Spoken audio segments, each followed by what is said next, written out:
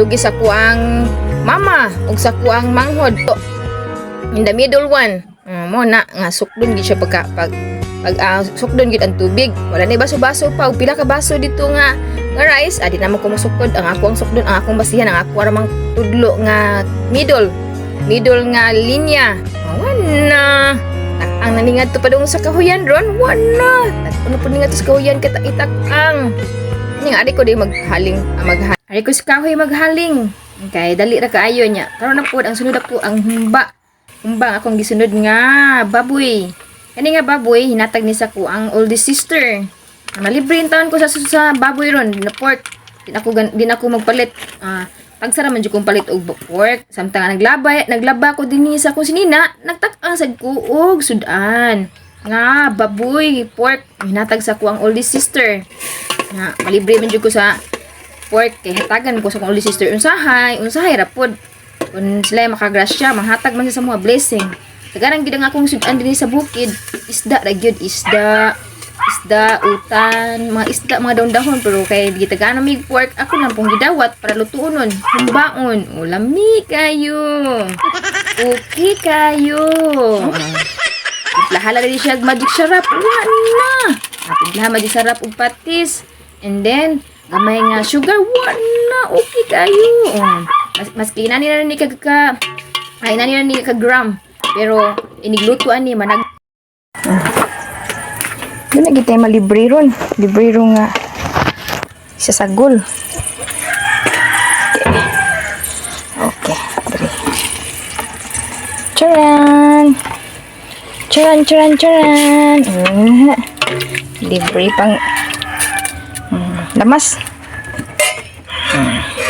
Paano to na? Pabuton ta na og mga lata na. Samtang nagpaabot ko dira nga maluto. Pakiton ta mo diin ko nagkuha og dahunan spinach. Dahunan scallion. Salag ba? Scallion diri ay. Diri sa kuang tamnanan diri ay. Libre mo gini ang lamas ba? Diri ko nagkuha og dahon. Yawa. Ginagdian sa dahon kinuhaan sa dahon. Gamit ang kutsilyo niya. Bawal man ang kutsilyo. Ipakita. Iwaan na nako. Kuhaan na din patay. Just yan ay dahon. Dahon in taon. Nako ang kuhaan. Dahunan. No? Kaya akong gitanom na to niya aging sigig uwan. Syaro ba? Nagkiyohanan na po na diha. Nakakuha akong dahon-dahon. Okay na. Lami, sabaw. Wow. Lami. Anya, luto na ang humba. Makapakaon ako sa kuang mga ayaan nga nagtrabaho dito sa gawas sa ako ang tamnanan. So ako na ni silang ipakaon sila akong paunahon kaya napamutoy habilin dito sa kaldero. Sila akong paunog kaon ron. Kaya ako atunom ko sa store mo kaon. Nya magdungan mo sa akong anak.